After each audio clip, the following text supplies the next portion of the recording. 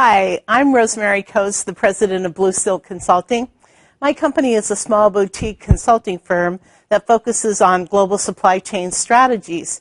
And one of the most important components of supply chain these days is how do you get to your customers via e-commerce. So I'm going to spend the next couple of minutes talking about e-commerce in China.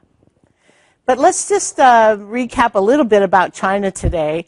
Some startling statistics that even though we may see them from time to time, they're always kind of a surprise. First of all, you know that China is the largest economy in the world now. It actually passed the U.S. in size in May of this year. It's the second largest oil consumer in the world and the largest producer of coal. By 2025, China will have 220 cities with more than 1 million people. And there are only 10 cities in the United States that have more than 1 million people. So an enormous number of cities that maybe you never even heard of, but have more than 1 million people. There are 798 million workers in China, which is 2 times the entire population of the U.S. Really amazing numbers. There are more English speakers in China than any other country in the world.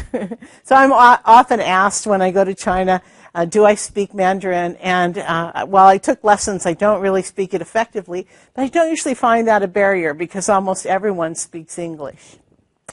There are 125 billionaires in China. And the government is investing very, very heavily in technology. So how does that translate into e-commerce or the requirements for e-commerce in China?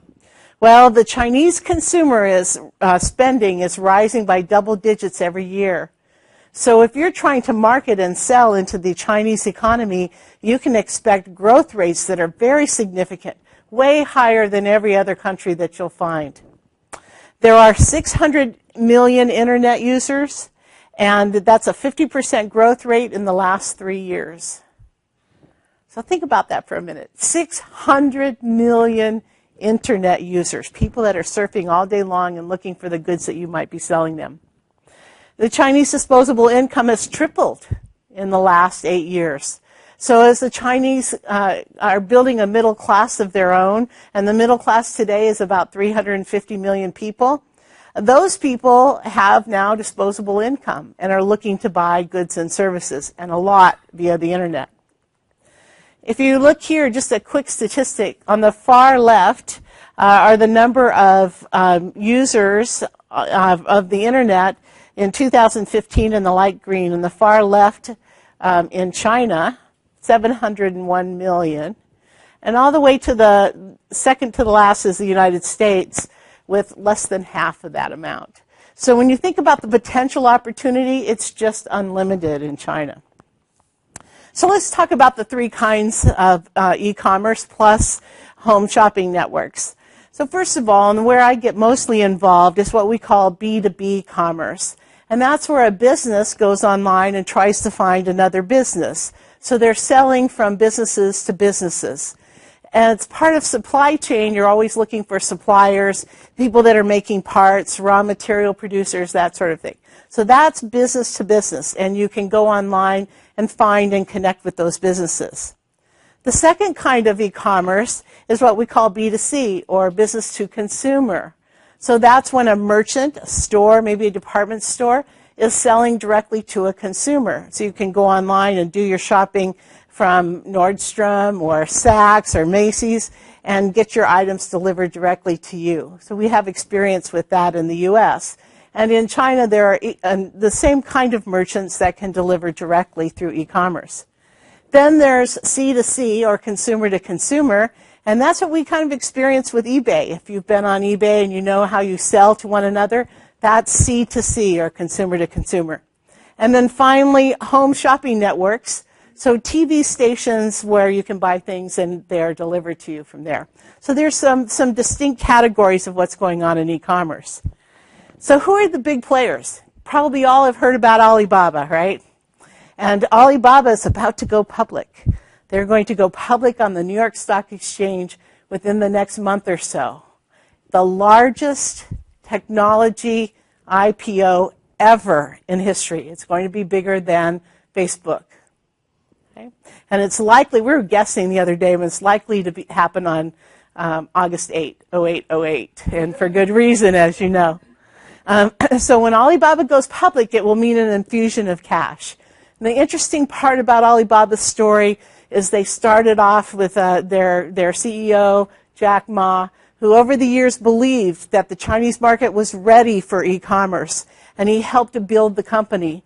Meanwhile, others have been trying to get into China, eBay, for example, and Amazon tried to get into China, but they couldn't compete.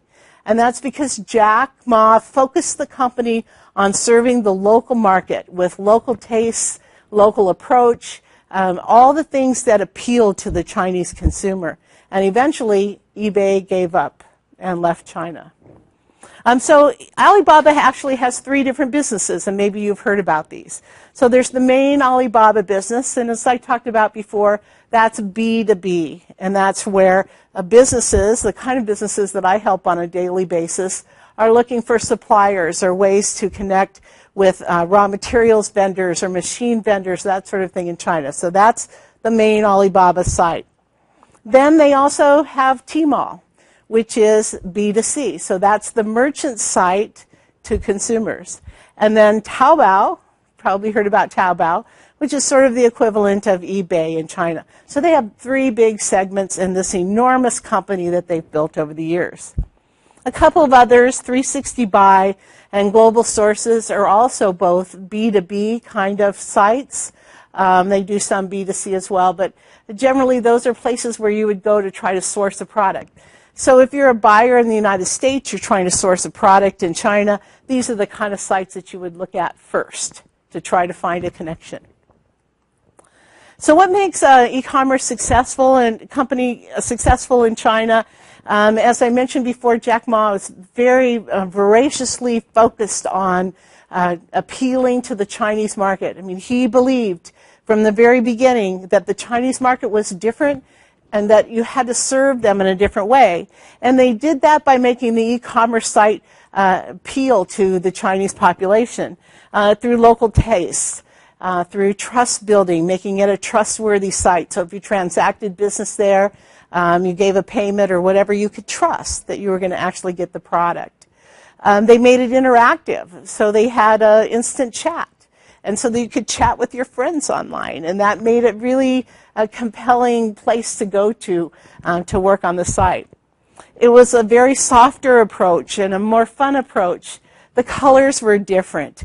If you look at a Chinese presentation of a website, there's always more information. There's a lot of information on the sites versus a Western site that has a lot of white space. And these are the things that appeal to the tastes of the Chinese market, and as a result, they were very much more successful.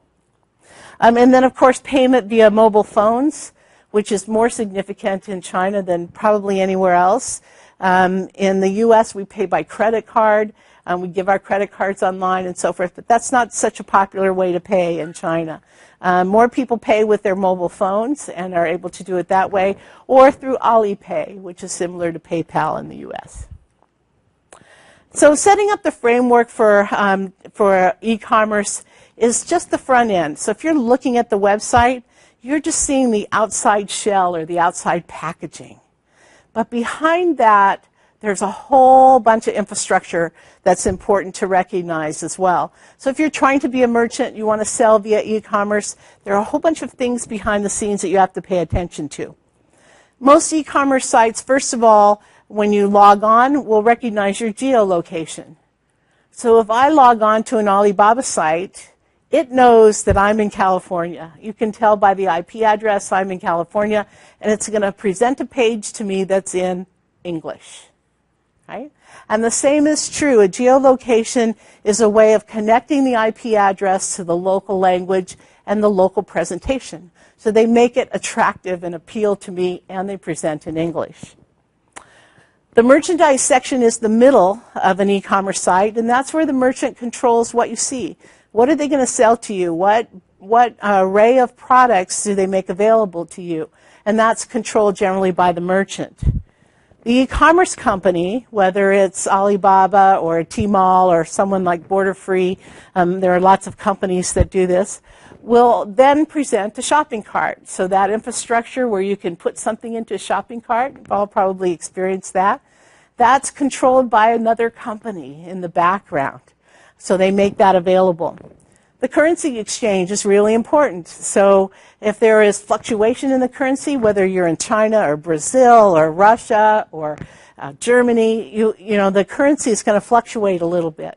And so the currency exchange is controlled by the banks behind the scenes, usually. And so what happens is they'll guarantee the currency exchange for a certain amount of time. So you buy something and then you want to send it back, it has to be the same price, the buy and sell. And so that infrastructure is set up behind the scenes. Merchant of record is similar, where you're talking about checking out and the people that are controlling the money. Then there's the whole logistics infrastructure. So after you do all this transaction online, you've paid the bill, then somebody's got to pick, pack, and ship the products to you, right?